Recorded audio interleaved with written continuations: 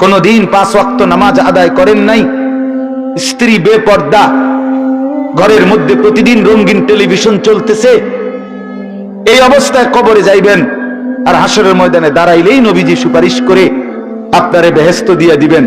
বিষয়টা মামুর বাড়ি না, বিষয়টা মামুর বাড়ি মনে করছেন আপনি। এটাকে কি মনে করলেন আপনারা?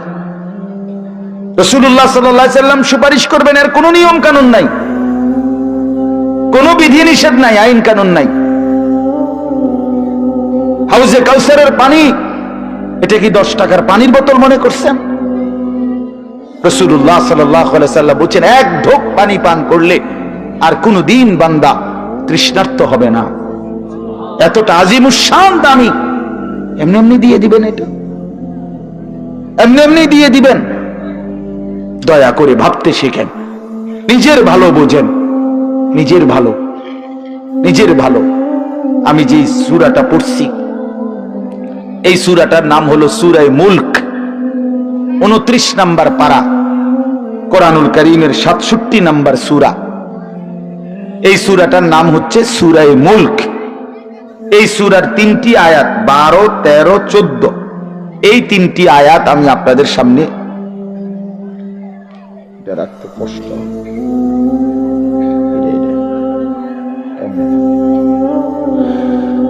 এই 3টি আয়াত আমি তেলাওয়াত করছি। এই আর অল্প একটু সময়ের মধ্যে আমি আপনাদের সামনে এই 3টা আয়াতকে সামনে রেখে কয়েকটা আর কথা বলতে চাই। প্রথম কথা, আপনারা রাগ হইয়েন না আমার, আমি আপনাদেরই অঞ্চলের মানুষ, এখন আপনারাও আমার, আমিও আপনাদের। আল্লাহর কোরআন শিখেন। আমার কথা হলে আমি বলি না যে সবার সব জেনারেল পড়া বন্ধ করে দেন, অর্থগুলো আপনি একটু সময় বাইর করেন। কথা, যারা চাকরি করেন, ব্যবসা করেন, বুড়া মানুষেরও অনেক বয়স্ক লোক কইলে, হুজুর না আর কইয়া লাভ নাই, এই বয়সও না নাই, বিড়ি খাই না বয়স আছে। হ্যাঁ মাশাআল্লাহ, বিড়ি খাইতে কইলে চা দোয়ানে গপ মারুন না, বয়স ঠিকই রয়েছে অন। হ্যাঁ, এখনো টেলিভিশন 3 ঘন্টা চাইতে কইলে মাশাআল্লাহ কাকুর শরীরে বল আছে। মানুষের বেডির নাচ দেখবো, এতে কোনো লজ্জা শরম নাই। দুনিয়া ভোগ করতে বললে, ভাত খাইছে মাত্র, এখন যদি বলেন আবার আপেল খাবেন নি, হদ পেঁয়াজু খাবেন নি, চা দোকানে গেছে আর আবার খাবে। দুনিয়া পুরাটা ভোগ করবে, 90 বছরও দুনিয়া ফুরায় না, 90 বছরও আখেরাত মনে পড়ে না। আফসোসের ব্যাপার মিয়া। আল্লাহ বলছে কোরআনে, আলাম ইয়ানি লিল্লাযীনা আমানু আন তাখশা কুলুবুহুম লিযিকরিল্লাহ। এই আমার ইমানদার বান্দা, আমায় আল্লাহর ভয়ে, আমার স্মরণের জন্য, আমার বন্দেগীর জন্য তোমার দিলটা নরম হওয়ার সময় আজও কি হয়নি বান্দা? 365 দিনে, খোদার একটা বছরে যে কোনো দিন ফজরের নামাজ পড়লা না যুবক, তোমারে যেন আল্লাহ ডেকে বলে, হায় বান্দা, তাহলে কি আর কোনো দিন নামাজ পড়বা না? 30 বছর ধরে যে কোনো দিন সুদের লেনদেন ছাড়লেন না, হারাম রোজগার করেই গেলেন, আল্লাহ তাআলা যেন ডেকে বলে, বান্দা, তাহলে এই নাফরমানি কি আর কোনোদিন ছাড়বা না বান্দা? সিদ্ধান্ত নিয়ে ফেলছো, তাইলে আজীবন সুদের উপরেই থাকবা, আজীবন মিথ্যার উপরেই থাকবা। তাহলে কি বান্দা এই ফয়সালায় নিয়ে ফেলছো, আজীবন কাস্টমার ঠকাইয়েই যাইবা, ওজনে কমই দিয়ে যাবা?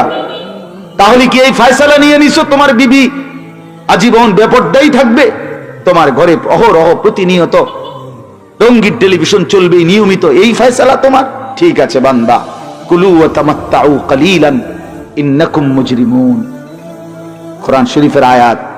আল্লাহ বলছে, নাফরমান বান্দা, খাও, দুনিয়া ভোগ করো কিছুক্ষণের জন্য, শুধু মনে রেখো ইন্নাকুম মুজরিমুন, তুমি কিন্তু পাপী। এই কথাটা শুধু মনে রাখো, বাকিটা পরে হইব, ভাত খাও। হ্যাঁ হ্যাঁ, কোরআন শরীফের আয়াত এটা, কুলু ওয়া তামাত্তাউ কালিলান ইন্নাকুম মুজরিমুন। আল্লাহ যেন বলে 8টার সময় যেই নাফরমান নাস্তা খাইতে বসে, আল্লাহ বলে, বান্দা খা, কোনো অসুবিধা নাই, শুধু মনে রাখিস বেঈমান, ফজরের নামাজ পড়ো নাই, কথা কান শুধু মনে রাখো, পরে হইব অন খাও। রাত 10টা বাজে যেই নাফরমান ভাত খাইতে বসছে, আল্লাহ তাআলা যেন ডাক দিয়ে বলছে, বেঈমান খা, ভাত খা, খানা আমি আটকাইতাম না, শুধু মনে রাখিস এশার নামাজ পড়স নাই, ভাত খা বেঈমান, খানা আটকাবো না, খানা আমি জন্তু জানোয়ারও খাওয়াই, তোরে খাওয়াবো না কেন?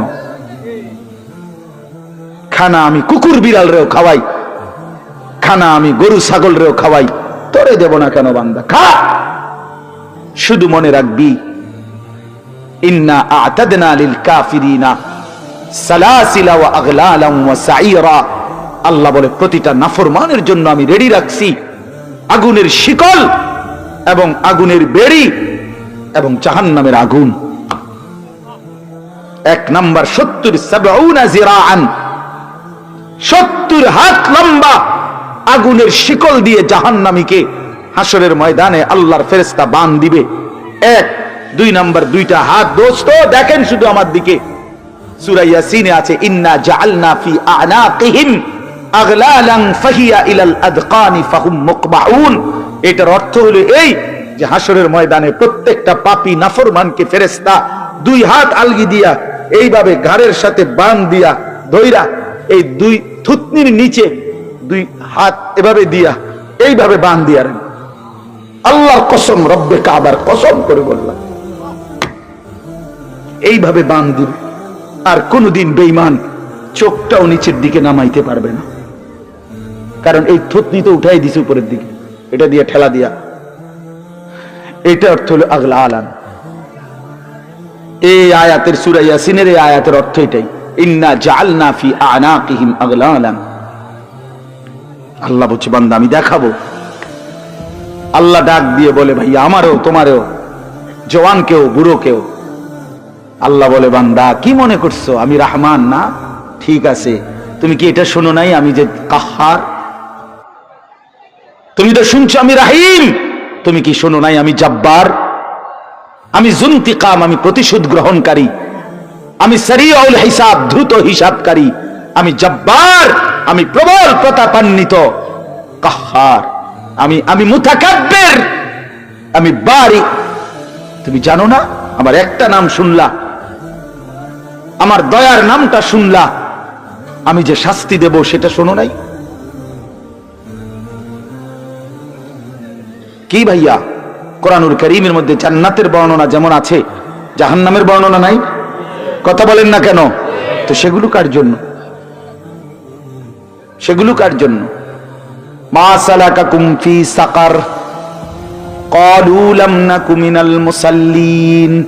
একবারে সোজা বাংলা দেখেন, জাহান্নামী জাহান্নামে চিৎকার করবে, জাহান্নামের ফেরেশতা ডাক দিয়ে বলবে বেঈমান জাহান্নামে কেন আসলি? ক্বালু লাম নাকু মিনাল মুসাল্লিন। নাফরমান বলবে বন্ধু ফেরেশতা ভাই আমি দুনিয়াতে নামাজি ছিলাম না। কি ছিলাম না? সরাসরি কোরআনের আয়াত। আল্লাহ বলেন ওয়াইলুন ইয়াউমাইদিল লিল মুকাদ্দিবিন। সমস্ত মিথ্যাবাদী নাফরমান পাপীদের জন্য সেদিন জাহান্নাম। যদি বলেন কেমন নাফরমান মাওলা? আল্লাহ বলেন ওয়াইদা কিলা লাহুমুর কাউ লা ইয়ারকাউন। দুনিয়ায় এই নাফরমানকে যতবার বলা হয়েছিল রুকু করতে, সেজদা করতে, নামাজ পড়তে, বেঈমান নামাজ পড়ে নাই, এজন্য জাহান্নাম। কোরআনুল কারীমে আল্লাহ বলছেন কাল্লা ইদা বালাগাতিত তারাকি। নাফরমানের মৃত্যুর সময় যখন আসবে, মালাকুল মউত আজরাইল তারে যখন ডাক দিবে আইয়াতুহান নাফসুল খাবিসা। প্রতিটা পাপী নাফরমানের জান কবজের সময় আজরাইল যখন ডাক দিয়ে বলবে হে খবিস আত্মা বের হ, উখরুজি, বের হ। আত্মাটা বের হতে চাইবে না। আল্লাহর নবী বলেন কসম বাবা, নবীজি বলে মালাকুল মউত আজরাইল খট করে ধইরা কলজা থেকে রূহটা একটা টান দিয়া ছিঁড়া ফেলবে, একটা টান দিয়া ছিঁড়ে ফেলবে। এরপরে রূহটা কণ্ঠনালীর কাছে এসে আটকায় যাবে। কাল্লা ইদা বালাগাতিত তারাকি, তারাকি মানে কণ্ঠনালী। ফালাউলা ইদা বালাগাতিল হুলকুম ওয়া আনতুম হিনা ইদিন তানজুরুন। এটার অর্থ এটাই। হুলকুম মানে এই কণ্ঠনালী, বের হতে চাইবে না রুহু। আজরাইল তখন ধরে টাইনা হেসরাইয়া ছিন্ন ভিন্ন করে বেঈমান নাফরমানের কলজা ছিঁড়ে ফেলবে, রুহু ছিঁড়ে ফেলবে, এরপরে শরীর থেকে বের করে নিয়ে আসবে।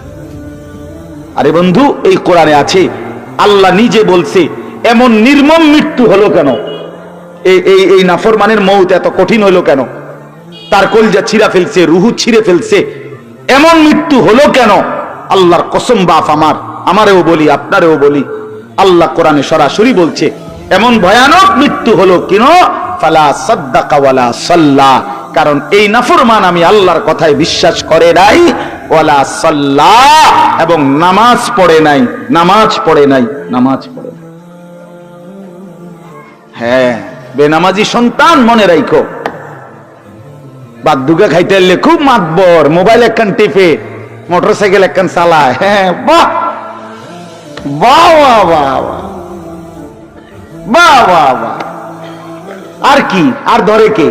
আমার একটা মোটরসাইকেল আছে, আমার একটা মোবাইল আছে, আমার কিছু বন্ধু আছে যারা আমার সারাক্ষণ অসৎ সঙ্গ দেয়।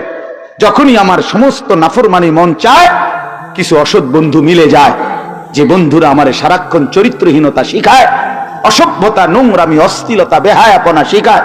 এমন কিছু বন্ধু যার মিলে গেছে, একটা মোটরসাইকেল মিলে গেছে, একটা মোবাইল মিলে গেছে, তো নারীর ছবি, আড্ডা, জিনা, ব্যভিচারের দৃশ্য, মদের আড্ডা, জুয়ার আড্ডা, নারীর আড্ডা, নারীর আলাপ, অথবা মোবাইলের অশ্লীল ছবি দেখা, এই জিন্দেগি মুসলমান। এর জন্যই আল্লাহ তাআলা আমাদেরকে মুসলমানের ঘরে বানাইছিলেন। এজন্যই আমার বাবা মুসলমান, এজন্যই আমার মা মুসলমান। ওফো, আল্লাহ আপনি মাফ করে দেন।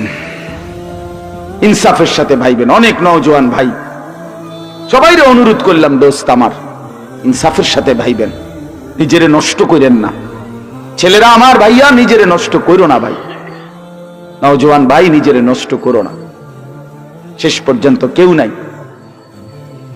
শেষ পর্যন্ত একদিন, দিন শেষে, রাত শেষে দেখবেন আমার সাথে কেউ নাই, আমি একাই।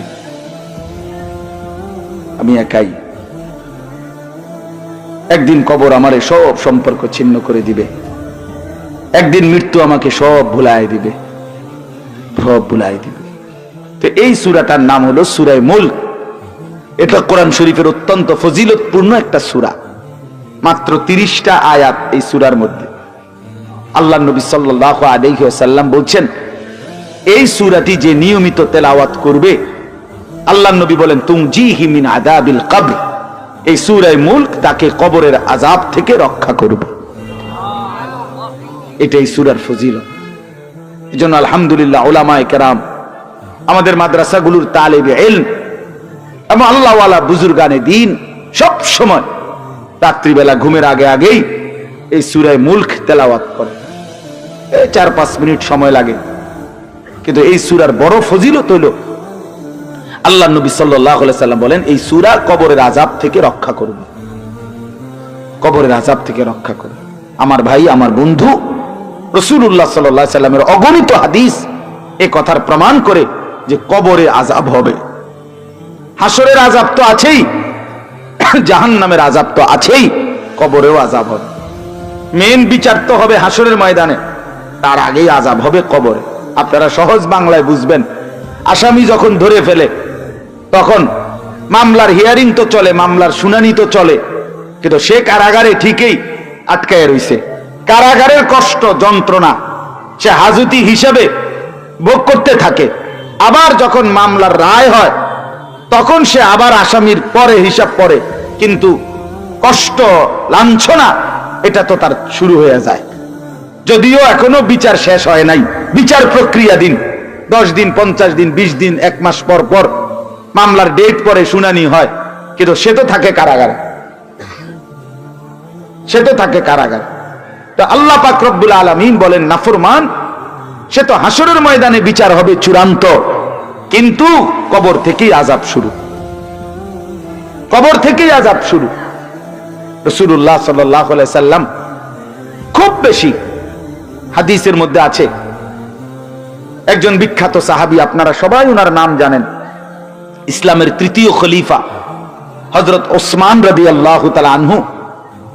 কিতাবের মধ্যে আছে, আমরা নিজে আত-তাযকিরা, আমার কাছে কিতাব আছে আরবি, ইমাম কুরতুবী রাহমাতুল্লাহ আলাইহির লিখিত কিতাব, ওখানে আছে হযরত ওসমান রাদিয়াল্লাহু তাআলা আনহু যখন কোন কবরের সামনে দাঁড়াইতেন তো প্রচন্ড কাঁদতেন, ভীষণ কাঁদতেন, হাত্তা ইয়াবুল্লা লিহিয়াতাহু, কাঁদতে কাঁদতে উনার দাড়ি ভিজে যেত।